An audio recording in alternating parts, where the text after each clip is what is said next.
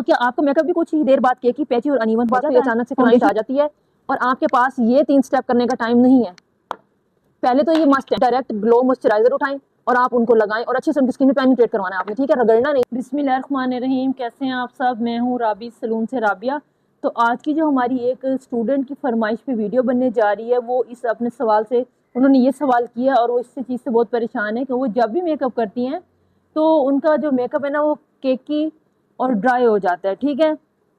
तो क्या आपका मेकअप भी कुछ ही देर बाद केकी, पैची और अनइवन हो जाता है? फाउंडेशन आपकी अलग अलग दिख रही होती है? तो मैं आज आपको वो सीक्रेट बताने वाली हूँ जो आपको मेकअप में बिल्कुल स्मूथ, फ्लॉवलेस और लॉन्ग लास्टिंग बना देगा। आपका जो मेकअप है बिल्कुल फ्रेश दिखाई देगा, ग्रे भी नहीं होगा। सबसे पहली मिस्टेक जो हम करते हैं वो अपनी स्किन को हम प्रेप नहीं करते, ठीक है। हमें पता ही नहीं होता कि हमने अपनी स्किन को किस तरह से प्रेप करना है। अगर स्किन ड्राई या प्रॉपर्ली क्लीन नहीं होगी तब भी आपका मेकअप कुछ अच्छा नहीं होगा और ना ही अच्छा दिखेगा। और इसमें 3 स्टेप्स मस्ट होते हैं, क्लिनजिंग, टोनिंग और मॉइस्चराइजिंग। अगर आपने ये 3 स्टेप नहीं किए हुए तब भी आपका मेकअप अच्छा नहीं लगेगा।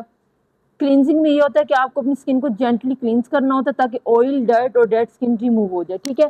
और इस क्लिनजिंग में भी टाइप्स आते हैं, ड्राई स्किन का अलग होगा, ऑयली स्किन का क्लिनजर अलग होगा। ये जो क्लिनजर है ये ड्राई स्किन के लिए क्लिनजर है, ठीक है। और स्टेप 2 में आता है टोनिंग। टोनर यूज करें ताकि पोर्स टाइट हो और स्किन फ्रेश फील करे। ये हमारा टोनर है, बहुत ही बेस्ट टोनर है। ये आप इस पे देख रहे हैं कि मेंशन हुआ हुआ है कि oil control mint body toner. ये राबीज प्रोडक्ट का टोनर है और इतना कमाल का ये टोनर है ना, अगर आपने ऑयली स्किन पे ये यूज कर लिया ना तो आपकी पोर्स बिल्कुल फौरन से टाइट हो जाएंगे, बिल्कुल ब्लॉक हो जाएंगे और कोई भी उसमें से ऐसा कोई ऑयल वगैरह नहीं प्रोड्यूस होगा कि आपकी जो है ना बेस को वो खराब करे। वो ये आपकी बेस को लॉन्ग लास्टिंग बनाएगा, ठीक है। ये जस्ट ऑयली स्किन के लिए है। क्लींजिंग, टोनिंग और अब आ जाती है मॉइस्चराइजर की। ये सबसे इंपॉर्टेंट स्टेप है। मॉइस्चराइजर का सबसे इंपॉर्टेंट स्टेप है, ये आपकी स्किन को हाइड्रेट करता है, स्किन पर मेकअप कभी पैची नहीं होने देता और अपनी स्किन टाइप के मुताबिक मॉइस्चराइजर आप जरूर लगाएं। अभी मैं आपको टाइप बताती हूँ कि आपने कौन सा जो है मॉइस्चराइजर लगाना है। अब आपने माइंड में यही रखना है, बेस स्टार्ट करने से पहले आपने ये 3 चीजें माइंड में रखनी है, क्लींजिंग, टोनिंग, मॉइस्चराइजर। अच्छा, मान लिया कि अचानक से क्लाइंट आ गई और उनको जल्दी है और उन्होंने मेकअप भी करवाना है, ठीक है, और आपके पास भी टाइम नहीं है कि आप उनको ये 3 स्टेप दे सकें, तो उसके लिए सीरम और मॉइस्चराइजर मस्ट है। अच्छा, ये जो हमारा मॉइस्चराइजर है ना, ये तो बहुत ही कमाल का मॉइस्चराइजर है। आपको इसमें जो है ना ये ग्लो नजर आ रहा होगा, मैंने तो इसका नाम रखा है ग्लो मॉइस्चराइजर।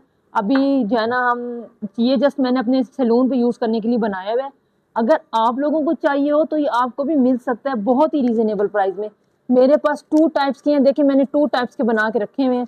ये ग्लो मॉइस्चराइजर है, ये खास स्पेशली जो एचडी मेकअप चाहती हैं या जिनका मेकअप पैची और ख़राब हो जाता है या जिनकी ऑयली स्किन है, ये 2 टाइप्स के मेरे पास हैं। ये देखें, एक पिंक में है और एक जो है ना मीडियम कलर में है।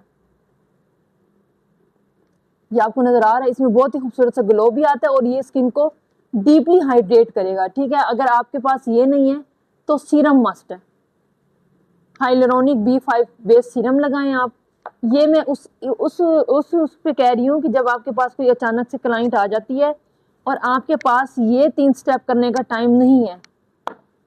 पहले तो ये मस्ट है, ये 3 स्टेप मस्ट है। अगर ये नहीं है तो कोई बात नहीं, आप डायरेक्ट ग्लो मॉइस्चराइजर उठाएं और आप उनको लगाएं और अच्छे से उनकी स्किन में पेनिट्रेट करवाना है आपने, ठीक है, रगड़ना नहीं है, लगा के छोड़ देना थोड़ी सी देर के लिए। अगर ग्लो मॉइस्चराइजर भी अवेलेबल नहीं है तो आप जॉनसन्स का बेबी मॉइस्चराइजर जो होता है ना लाइट वेट, आप वो लगा सकते हैं। ये जॉनसन्स का लाइट वेट मॉइस्चराइजर है। आपने ये भर भर के लगाना है, हल्की क्वांटिटी में नहीं लगाना। जिनकी ड्राई स्किन है उन पे जरूर लगाना है और जिनकी ड्राई भी स्किन है और ऑयली भी है तो ये दोनों के लिए बेस्ट है, हाइलुरोनिक और B5। ये बहुत स्मूथ कर देता है स्किन को। और जिनकी पोर्स वाली स्किन है उस पर आपने ये इस टाइप का जो होता है ना, हाँ, ये होता है जेल बेस प्राइमर, ठीक है। ये आपकी जो पोर्स है ना उनको जाके क्लोक करता है।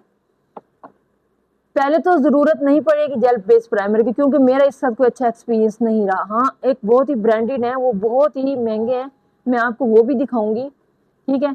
लेकिन इस तरह के सिलिकॉन बेस प्राइमर जो होंगे ना, वो आपने लगा के अपना बेस खराब नहीं करना।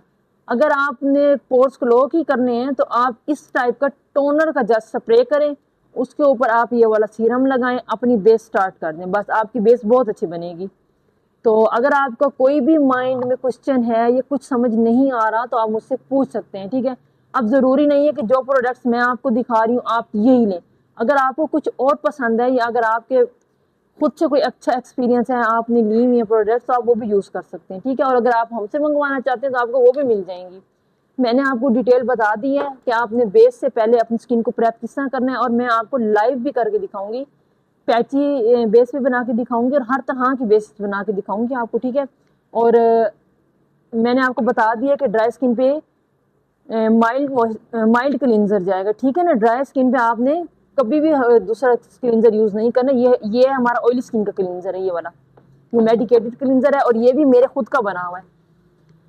ड्राई स्किन पे ये क्लींजर जाएगा और हाइड्रेटिंग स्प्रे जाएगा और हाइड्रेटिंग प्राइमर जाएगा, ये ग्लो सीरम जाएंगे, डिमॉइस्चराइजर जाएगा। जब आप इससे अच्छी तरह से अपनी स्किन को प्लम और फ्लफी और स्मूथ कर लेंगी ना, तो उसके ऊपर बहुत ही खूबसूरती के साथ जो है ना आपकी बेस बनेगी। अच्छा, बाज़ लोगों के माइंड में होता है वो घर में खुद ही टोटके कर रही होती हैं कि जी एलोवेरा जेल लगा लो, ठीक है। हर चीज़ का एक ही हाल है, ऐसा नहीं होता। एलोवेरा जेल में भी इनके अंदर सिलिकॉन्स होते हैं, ठीक है, इनके अंदर कार्बोमर डले हुए होते हैं जो एक लेयर बन के उतरते हैं। अगर आप इसका कभी इसको लगा के देखिएगा और उसको ड्राई होने के बाद आप इसको रब कीजिएगा तो एक लेयर बन के उतरेगी, तो वो आपका बेस लॉन्ग स्टे नहीं करेगा। ये मैं आपको कभी भी रेकमेंड नहीं करूँगी। आप ये इस तरह की चीज़ें यूज़ कर सकते हैं और अपना बेस खूबसूरत बना सकते हैं। अगर अभी भी किसी के माइंड में कोई क्वेश्चन है तो वो मुझसे बिला झिझक पूछ सकते हैं। अल्लाह हाफ़िज़।